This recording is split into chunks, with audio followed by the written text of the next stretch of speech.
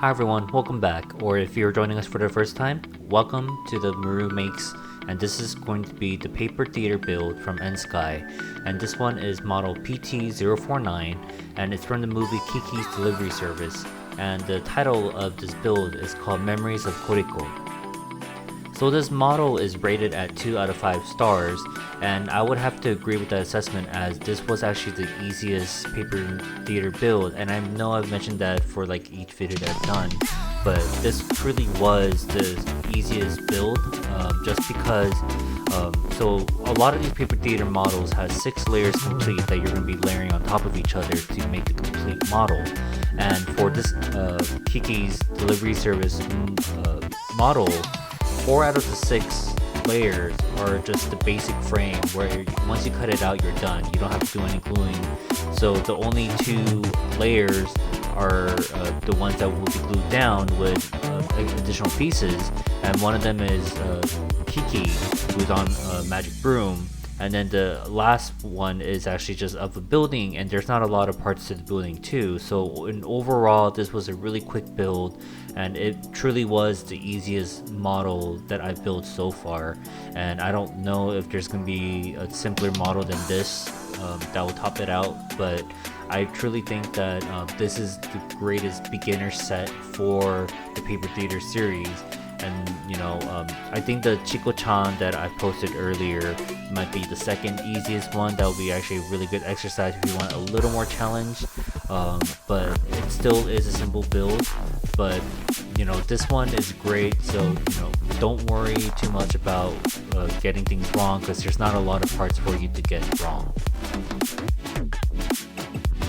So the only thing to watch out for Kiki, the third layer, is that the first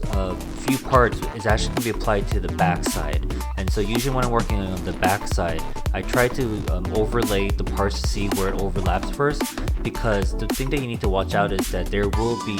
cutouts on the front layer, which is going to be the frame that you're going to be seeing through. So if you accidentally glue the red or the brown layer that you see here, then you're going to actually see a lot of the glue seeping out from those covers, or sort of from the cutouts. So by applying it to the back side of the frame,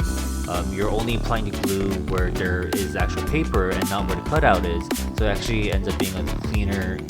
build, because you don't have to clean up any of the excess glue that's seeping out, and it does make it a lot easier for you. Another little tip when you're working with small parts is, instead of brushing on the glue, what you can do, as you see here, is just dab a little bit on the side of the glue, because the paintbrush will start forming glue on the side more and more as you work with it. So you're gonna have a lot of this excess glue that's on the brush that you can use to just dab on the small pieces. I just make sure to wash my paintbrush very thoroughly after the build. I try to do it before the glue actually dries out completely on the brush. And one thing I like about Mod Podge is that it actually does run off the water really well, so that even if it does dry up quite a bit, if I keep running it through water and then kind of rubbing with my fingers, all the glue does come off. And so Mod Podge is a great glue to work with if you want to not have too much of a mess at the end. So we are literally done with the hardest part of this build, which is Kiki, and just because of the amount of layers, but even then it's a very simple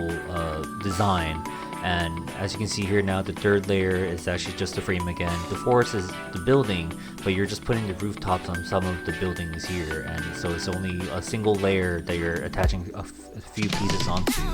And then the last layer is just going to be a sky, and typically with the other models with the sky, you had a couple of the additional layers you add on for the clouds, but in this case it's just kind of a cutout for the clouds, and you just have your sky layer and that's it. And it's really simple. So as I mentioned it a few times now, this is going to be the quickest and also the easiest model build for paper theater.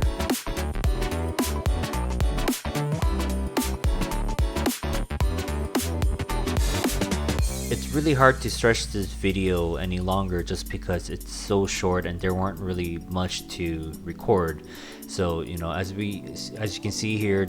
we're going to be showing you the 6 different layers, and then we're actually going to be attaching them together with the tabs that are provided in the paper model set. and these tabs are going to be glued down with tacky glue and going to be inserted onto the sides and also the corners of this model. And they do have directions for where to put the tabs, so that the large 2 tabs will be on the bottom 2 corners, then the medium-sized tabs will be on the top 2 corners, and then the rest of small tabs will actually be added onto each side, so there will be 4 small tabs total.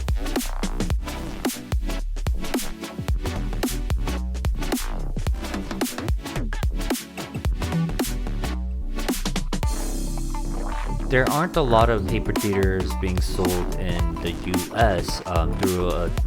big retailer, but you can find a lot of these on Amazon or eBay, or some of the vendors in the US will sell it. But